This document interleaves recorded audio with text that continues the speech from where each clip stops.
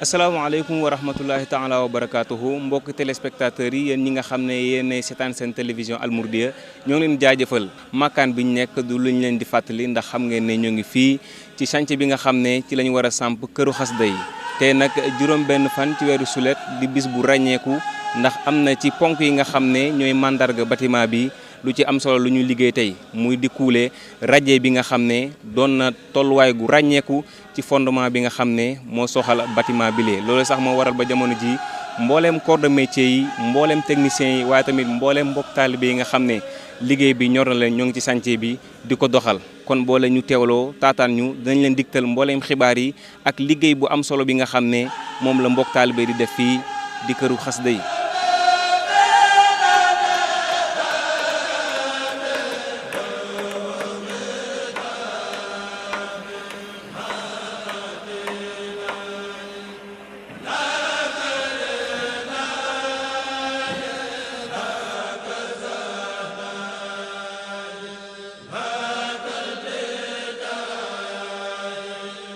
di juróom-benn fan ci weeru sulet mu mel ni am na benn jéego boo xam ne liggéey bi séq na ko ndax kat ci biir fondation yi tey lañu war a kuule radier bi lu mu doon ak ban dayo lay am ci jëmm bâtiment bi nga xam ne moo di këru xasida.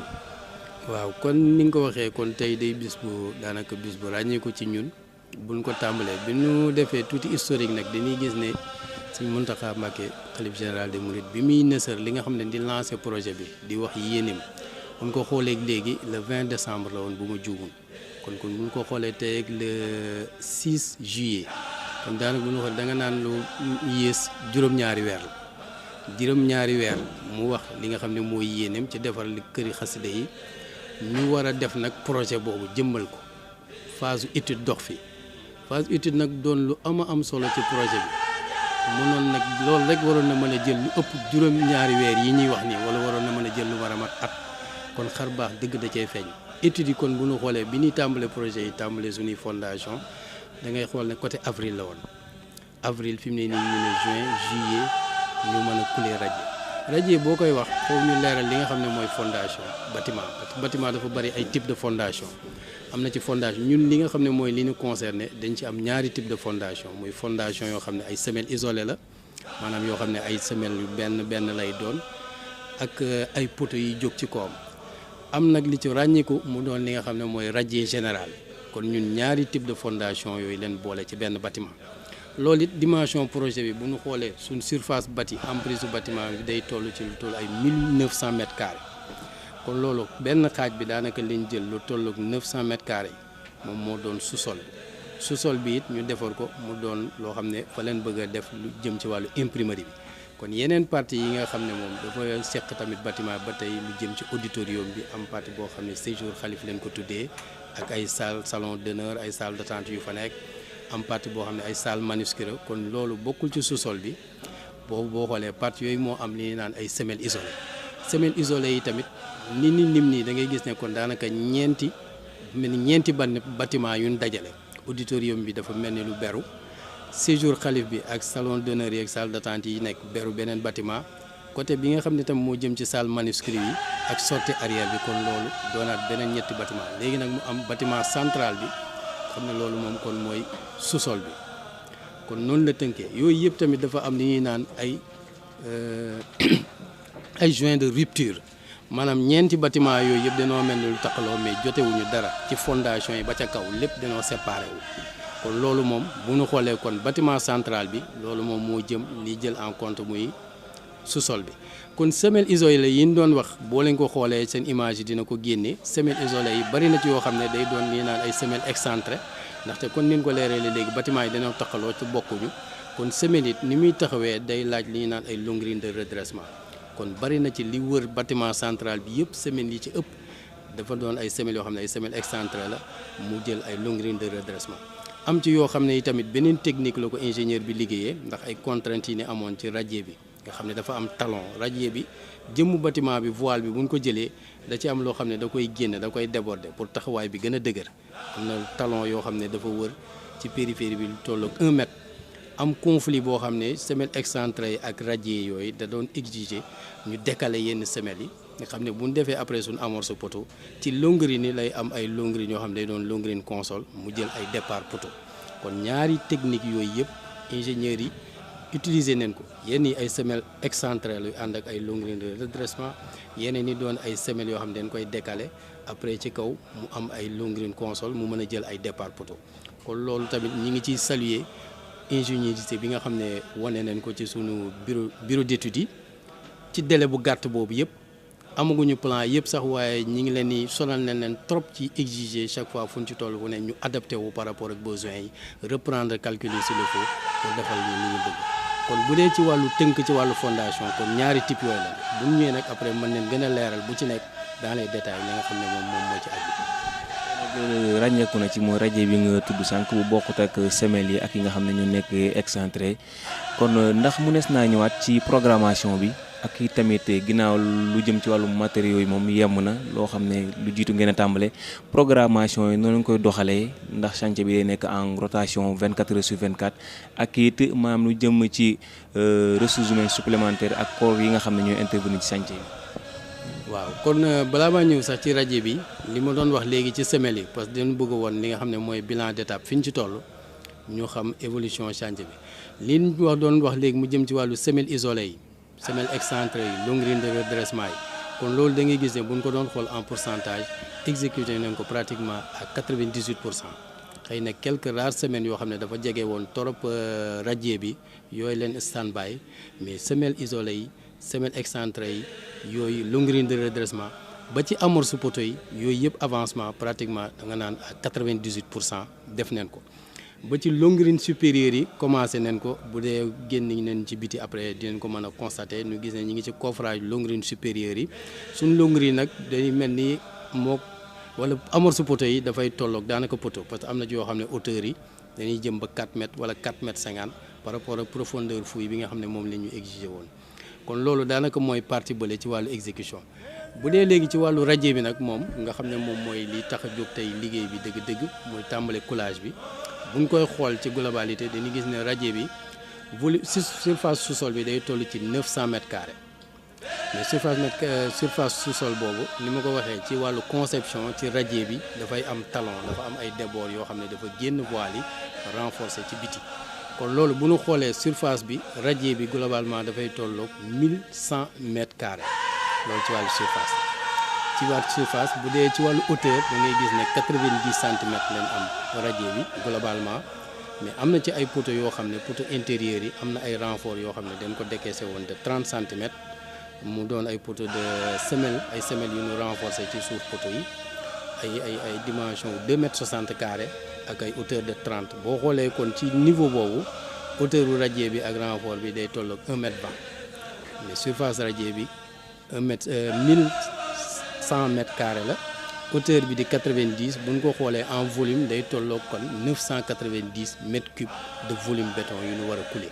kon loolu mooy li nga xam ne tàmbale nañ ko tey mu war a jël nag quantité matériaux yoo xam ne yu am solo la ñuy ci wàllu ciment ci wàllu suuf ci wàllu fer ci wàllu béton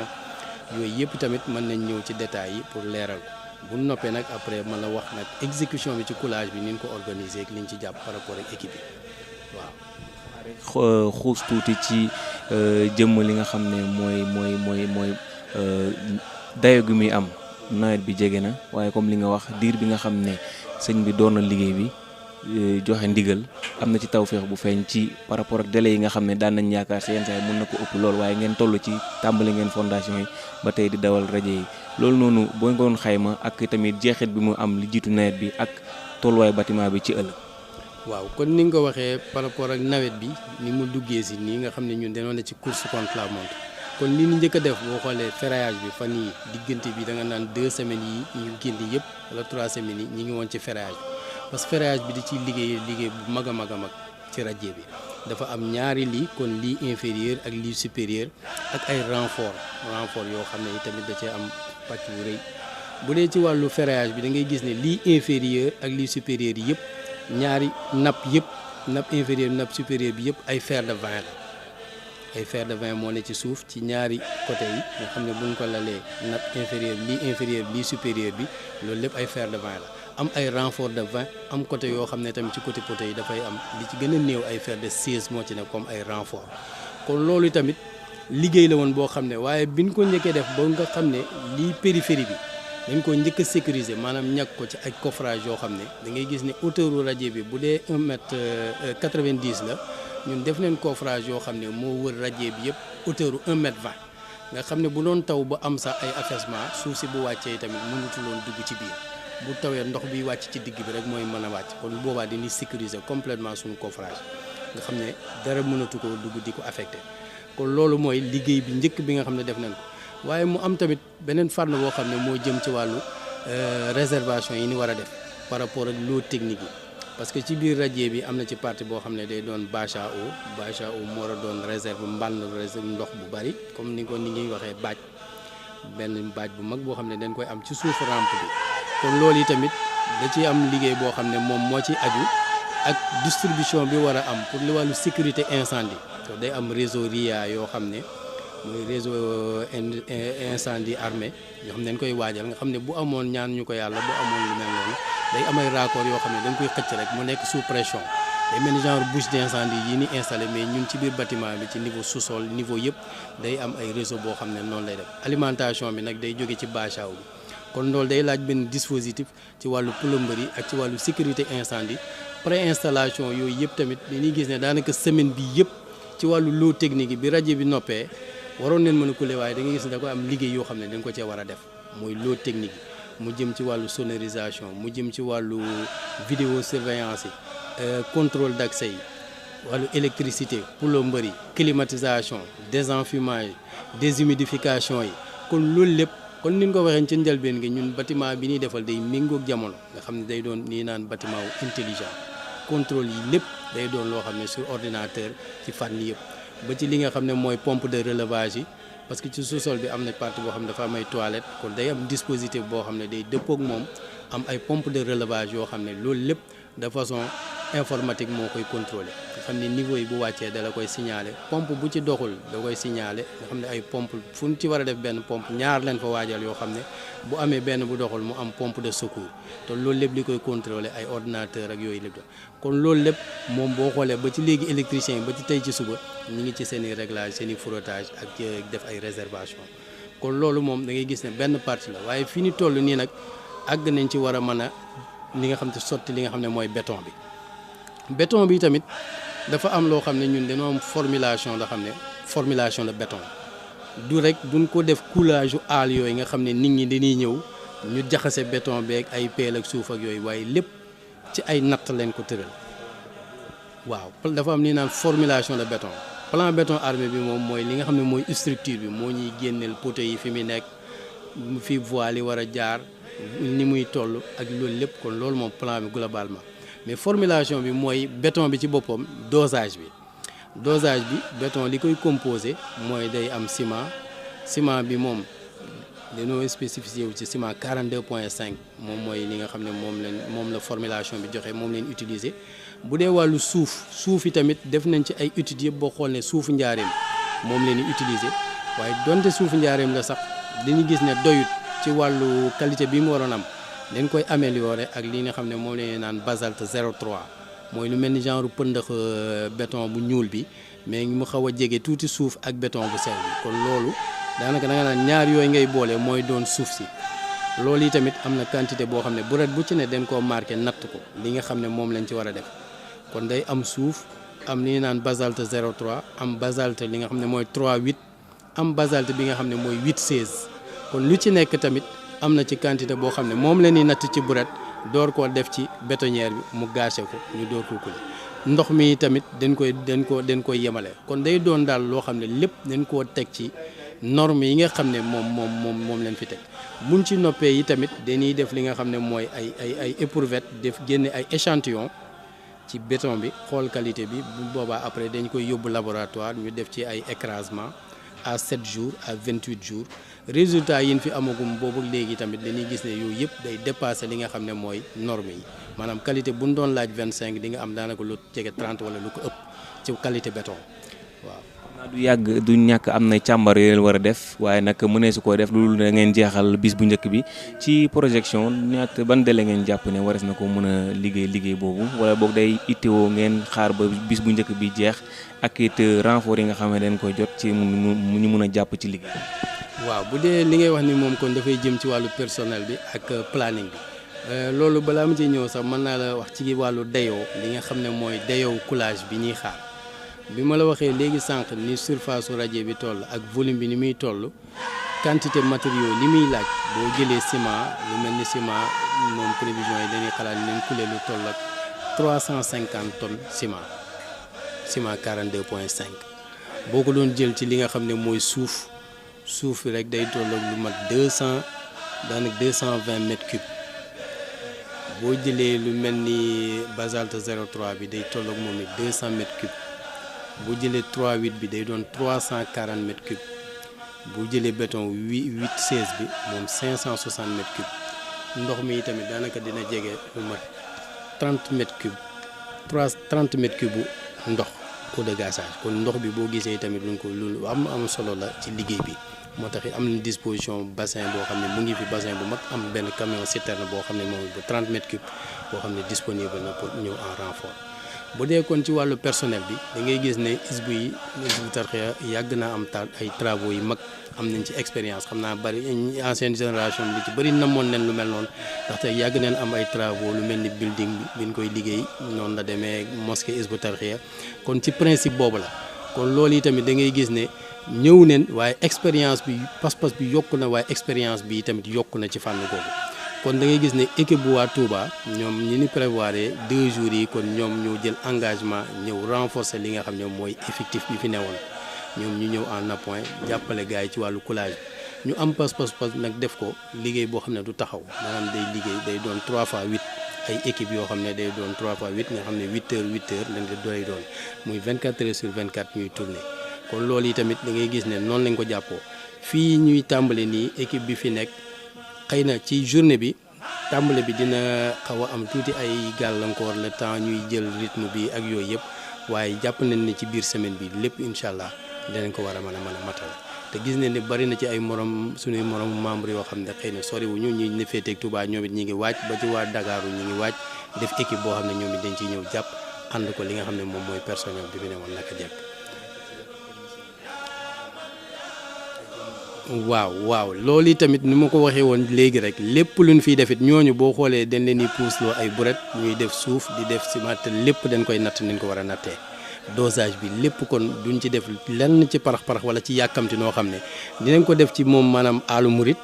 li mu laaj lépp ba noppi nag teg ko ci xam-xam ak ci li nga xam ne mooy yoonub liggéey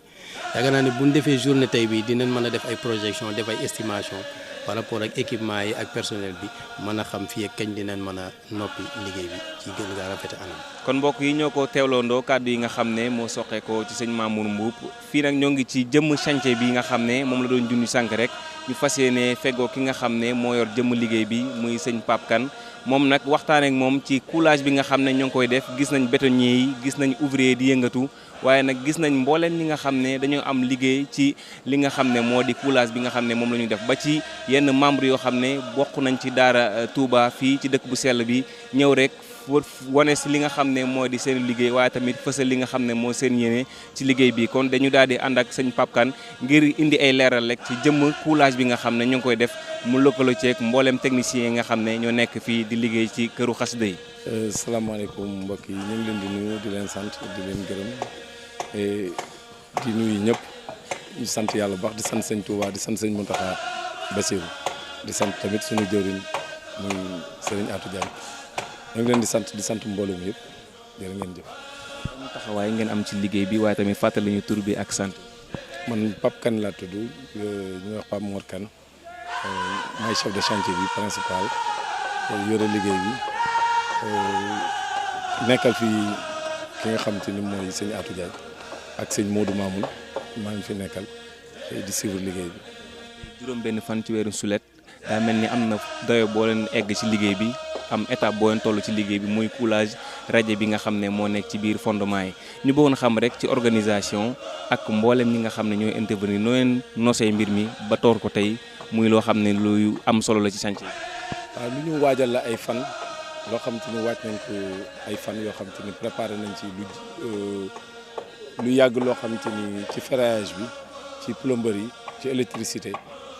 ba tey jii la ñuy door a démarrer coulage bi premier jour coulage bi ñu préparé ko ak 6 bétonnières muy 5 litres ak benn bu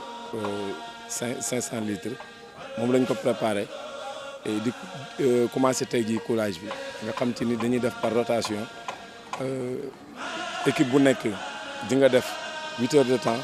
muy à part de 7h30 15h30 15h30 23h 23h 7h du matin équipe bu nekk maanaam dina jël presque 7 heures yu nekk dina jël 50 personnes yoo xam dinañ fi taxaw ñu def ko en 3 jours ou 4 maximum 5 ñu war a jeexal rajo bi nuit et jour ci lañ toll parce que rajo bi moo rëy muy 90 centimètres la nekk 990 surface bi presque mën nga wax ni 1100 tonnes la ñuy couler donc loolu moom moo waral ampleur boobu ñu jël ko pour mu nekk 4 ou 5 jours de coulage. gis nañ ci wetu feeraay yi ay mbokki taalibe yoo xam ne teew nañ ci liggéey bi ngir jàpp ci ngir barkeelu ci loolu ban doy lay am ci jéego yi nga xam ne chantier bi war na koo def rawatina coulage bi nga xam ne moo jëm ci rajo bi. waaw soo gisee loolu kuy wax Hizbut Tarqiyyah da nga xam organisation boobu moo am tey jii moom moo ñu may sax ñu am sañ-sañu mën a jël 5 jours de coulage yoo xam ne da nekk en rotation ndax li ñuy liggéeyal Sëñ Tuubaa jaral na leen jaral goo xam te ni tey jii moo bàyyi ñëpp bàyyi seen i yite ñëw taxaw ànd ak ñun ñu fas yéene couler ngir jëmi Sëñ Tuubaa moo waral ñoom ñëpp ñu taxaw fi seen laxasaay ñu koy rafetlu nag di ci ànd ak ñoom ndax tey jii bëgg Sëñ Tuubaa moom boo ko bëggee gis ak ñëwal fii ndax da nga gis ñëpp dañoo jaayante ngir loolu sotti. ci peggub ouvrier yi nga xam ne naka jekk ñoo ngi ci chantier bi membre daara ji daal nañoo teew nag loolee ngir mën a dooleel liggéey bi nga xam ne moom la ñu def ci bétonnière yi loolee sax moo waral membre daara Touba yi ak daara yi nga xam ne jege nañu dëkk bu sell bi moo xam daara Mbàkke la Bambey Diourbel ba ci Fatick ñoom lañ tànn ci ñaari bés yu njëkk yi loolu nag lu bokkut ak daara yooyu am na ci genn waajtaay goo xam ne administration bi def na ko ngir mboolem membre daara Hizbut Tarqiyyah daal di teew rek fësal seenuk yéene ci liggéey bi. kon ni nga ko waxee ci wàllu organisation bi kon coulage bi ku ne xam na ni day coulage bu mag boo xamante ni waajaloon nañ sax lu mel ni ay tuppi ak ay camion projecteur béton ngir mu gën a gaaw waaye ku ne xam na ni ngeen ko gisee muy liggéey Aywa Murit moo sos yoon wi taarix la ci yoonu murit moo tax jëwriñu daara ji jël initiative woo ci mbooleem membre yi ak fu ñu mën a nekk ci biir Sénégal loolu nag gannaaw coulage bi day coulage bu mag ndax buñ ko xaymaa ciment rek 350 tonnes lan ci xayma moo tax ñu organiser ko noo xamante ni ñëpp dinañ ci mën a barkeelu def ci seen ñaq barkeelu ci ndigal li nga xamante ni kon direction générale joxe na ko ba ngërëmal Sëñ Tuubaa liñ ciy séentu di ko ci yaakaar ñu mën ko cee am kon niñ ko organiser dañ koy def 24/24 muy rotation boo xam ne kon 24 heures yi du taxaw loolu nag ku ne xam na ni faaw mu am ay car ci perspective boobu la sëñ Atou joxe ndigal ci ñu woote membres yi ñu ñëw barkeelu ci def seen alal def ci seen ñaq ndax loolu dafa mënta ñàkk ngir lii taarix la ci lislaam car bu nekk gën gaa néew dana am 60 personnes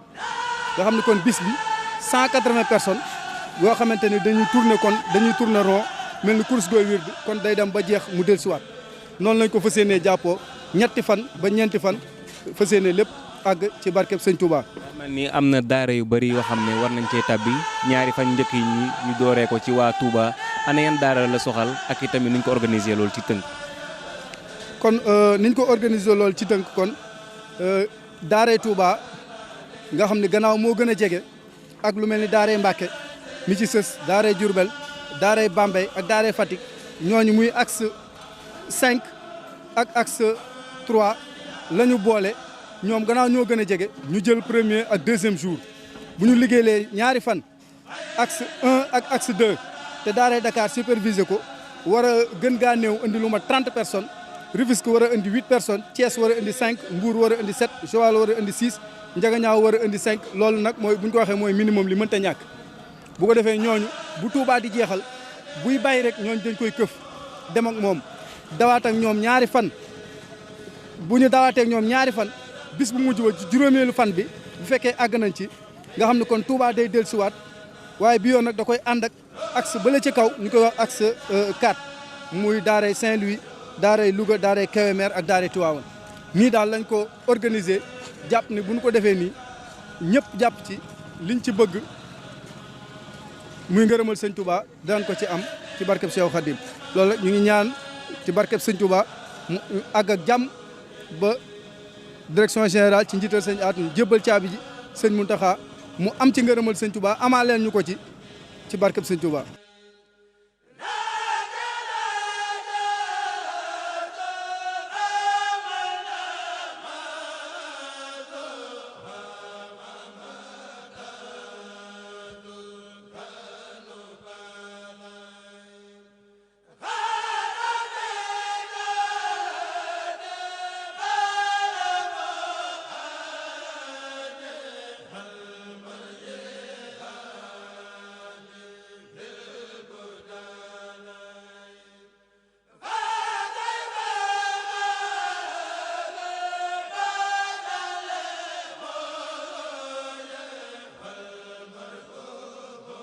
liggéey bi rëy bii nga xam ni Cheikh Mouhamadou Mountakha xalifa général des Mourides moo ko sas sëriñ Atou Diagne moo ànd ko Hizbut Tarqiyyah gépp gis nañ ni première coulage bi nga xam ne def nañ ko mboolem murid yi takku nañu dañ fay yendu te fas yéene fa fanaan ba bët set bu jeexul ñu enchaîné ci yeneen bi see ca topp ginnaaw loolu mu daal di ubbi bunt yi nag ndax xatalu ko yoon sëñ Tuubaa la ñëpp ci lañ bokk daal di woo murid yëpp boo seetloo di nga fi gis ñu bari ñoo xam ne duñu ay membre am na sax ñoo xam ne dañ leen a jël di leen fay ñu liggéey waaye membre yi ci seen biir ñoo ko rax équipe bii fi yendu beneen équipe bu tàkkusaane dinañ fi ñëw fanaan fi beneen équipe dinañ ñëwaat 11h ci guddi fanaan ba bët set ndax lu toll ni xasiday Sëriñ Tuubaa yeeg ni mu màggeeg ni mu baree kenn xamul nu mu toll Sëriñ Tuubaa wooy na Yonent bi sallallahu alayhi wa sallam nu ne ku ne xam na dina am lii ak leneen ci kanam luy ñëw loo xam ni dafa ak seegul waaye dinañ teg suñu bët yàlla nañu ànd ak lépp sëñ Mamadou Mountakha Mbacké ba àgg ba mu tijji ko ba inauguré ko ñëw fi ay yoon sax fi dàkk te yàgg fi ak mboolem murid yi mboolem jullit yi. waaye yëg-yëg bi ñu ci am mooy sant Serigne Touba bu baax ndax liggéey bi mënoon naa ñëw ba pare ñuy soog a agsi wa ilaa ñun ñu ñëw ba dem liggéey bi soog a agsi kon ginnaaw am nañ tawfeexu fekke ko kon liñ ci war rek mooy sant Serigne Touba waaw sant Cheikhul Khadim bu baax di ñaanal ni ma la ko waxee léegi rek Cheikh Mouhamadou Mountakha mu yegg ak jàmm ba mu ubbi ko maanaam inauguré ko